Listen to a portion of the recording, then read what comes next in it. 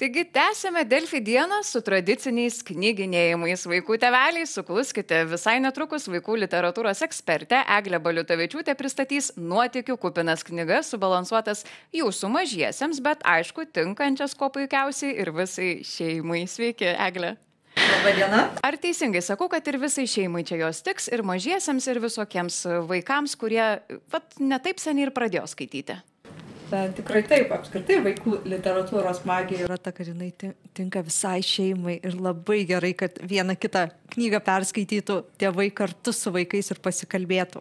Tai į kokį dabar čia magijos kupiną pasaulį mus šiandieną nuvešite kažkur, nublokšite ir aš net nekantrauju, žinokite. Ir iš tiesų atsinešiau šiandien 4 knygas, jos yra vyresniems pradinukams ir jaunesniems paaugliams skirtos maždaug nuo 8-9 metų. Ir pirmoji knyga, tiksliau netgi 2, tai yra serija Kelionių nuotykiai apie fantastiškai pašėlusius detektyvinius nuotykius vykstančius lekiančiame traukinyje. Oho, viskas labai dinamiška. Be galo dinamiškas ir pats siužetas ir intrigos, kurios kūriamos šitoje serijoje, tikrai populiari, mėgstamų užsienyje autorių. Aš manau, kad ir juos dabar atras ir lietuvių skaitytojai, tiek jautieji, tiek vyresni. O siužetai tokie, kad berniukas Harrisonas keliauja su savo dėde tokiais legendiniais maršrutais, traukiniais ir pirmojoje dalyje įvyksta papuošalo vagystė, o antrojoje dalyje dingsta milijonieriaus dukra. Oho, nuo mažesnių tokių vagysčių. Taip, nuo mažesnių. Bet nepaisant to, kad viena tarsi mažesnis detektyvas, antrasis jau pavojingesnis ir didesnis, vis vien veiksmo yra be galo daug. Išbandymų, pavojų, nuotykių. Nu, toks labai greito tempo knyga, kur verti skaitai. Ir tiesiog atsipalaiduoti puikia knyga, patirti nuotykį ir, ką norėčiau tikrai labai pabrėžti, detektyvus vaikai labai mėgsta. Na, ir suaugusieji, reikia pripažinti, mėgsta, nes jie be galo įtraukia, sukuria intrigą, priverčia tave, skaitytoją, spėlioti. Na, tai kur dabar pasisuks siužetas? Ar aš atspėjau, kas yra nenaudėlis, kas yra gerietis ir taip toliau. Tai šita knyga tikrai patenkins tą ir smalsumą, ir norą labai stipriai įsitraukti į istoriją. Čia yra labai svarbu šiandieną, nes vaikai itin tokie sunkiai įtraukiami greičiausiai, nes atrodytų, kad dirgiklių labai daug, tie visi telefonai ir ne kompiuteriai ir panašiai. Taip, gyvenam greitame pasaulyje, tai norisi ir knygų greitesnių, dažniausiai, bet ne visada. Taip, supratau. Tai nuo kurios reikėtų pradėti skaityti, sakykite? Taip, pirmoji yra šita dalis. O, atsiprašau, nematau viršelių. Aukštikalnių sakalo vagišius ir Kalifornijos kometa, antra dalis. Bet iš tiesų irgi reikėtų pabrėžti, kad šių knygų nebūtina skaityti iš eilės. Jas vienyje tie patys veikėjai pagrindiniai, tačiau gali maišyti ir viską, kuo puikiausiai suprasi, perskaitysi, tai kurią pačiupsi pirmą, nesvarbu. Geras, man patinka tokios serijos. Taip, aš ir jas tokias mėgstu. Taip, toliau keliaujame į paslapčių biblioteką, ar ne?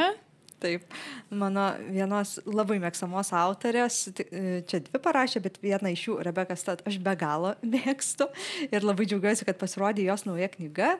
Ir tai reikia pripažinti, kad tai yra iš tų knygų, kurios šiek tiek lėtesnės. Žada paslapti, intrigą, bet jos nėra tokios greitos. Bet tai jokių būdų nėra minusas, nes jos provokuoja mąstymą apie pasaulį, apie vertybės, tai kas vyksta šalia mūsų. Siužetas toks intriguojantis. Berniukas Evanas knygų namelyje arba mažytėje bibliotekėlėje, kokių mes jau ir Vilniuje matome ne vieną stovinčių pakelėse visur, va tokioje bibliotekėlėje randa porą knygų, parsineša ir viena jų nuveda į tokią istoriją susijusią su viso miestelio praeitimi ir biblioteka, kuri kažkada čia buvo ir sudegė. Bet kas ten įvyko, kodėl, kokia čia paslaptis, niekas vaikams apie tai nepasakoja. Labai daug mistikos. Taip, ir Evanas su savo geriausiu draugu imasi aiškintis, tai kasgi čia įvyko tame miestelėje. Aišku, čia irgi įsivelia detektyvinis siužetas, yra tų spėliojimų, bet šita knyga yra ta, kuri ne tik patenkina tuos pirminius poreikius, to smagumo, greičio, įtraukumo, bet ir, kaip sakiau, kutena gilesnius dalykus, verčia susimastyti apie įvairias vertybės ir kitus, tai, kas yra svarbu augant. Ir ne tik augant, bet ir suaugus. Ir visi tie dalykai, ką sprendžia vaikai, ko ieško, pakeis ir jų, ir viso miestelio ateitį. Tai tokia tikrai labai graži ir literatūriškai be galo vertinga istorija, kurią tikrai rekomenduočiau atrasti. Ir jinai nėra labai ilga, tad tikrai neišvargins jaunųjų skaitytojų. Ir iš tiesų, taip lyginant su pirmosiamis jūsų apžvelgtomis knygomis, ši jau iš viršelio spinduliuoja tą ramybę tokią kažkaip. Tam tikrą ramybę. Tokį. Jaukumo yra, bet reikėtų pasakyti, kad šios knygos pasakotojais tampa ir Katinas, ir pats Evanas, ir vaiduoklis. Tai ne šiaip savo jie ir pavaizduoti čia. Taip, tikrai intrigos joje pakanka. Na ir paskutinė labai smagi pirma naujos serijos dalis šnabždesiai apie labirintą. Tai yra pasakojimas apie berniuką, kuris jau kuo, bet jau magija tai tikrai netiki. Jisai tiki logiką, matematiką, visų tuo mokslu, kas yra paaiškinama, ištiriama, pačiupinėjama ir taip toliau. Na, bet nutinka taip, kad magija pati jį susiranda ir jis atsiduria magiškame mieste, labirinte. Ir sutinka labai narsę, drąsią, tokią nuožymę mergaitę, kuri ieško savo pasimetusio brolio. Ir jisai kartu su jie leidžiasi į tas paieškas. Atrodytų, nagi labai smagu magiškame mieste ieškoti ko nors. Bet tas magiškas miestas yra labirintas. Labirintas, kuris nuolat keičiasi. Ta pati gatvė niekada nebūna ten pat. Tas pats namas irgi gali susikeisti vietomis.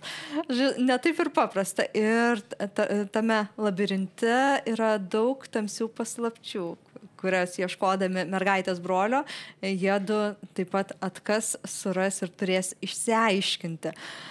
Na ir svarbiausias, aišku, klausimas lieka, ar jam, Benjaminui, pavyks grįžti namo iš šito magiško pasaulio, iš šito tikrai sudėtingo labirinto.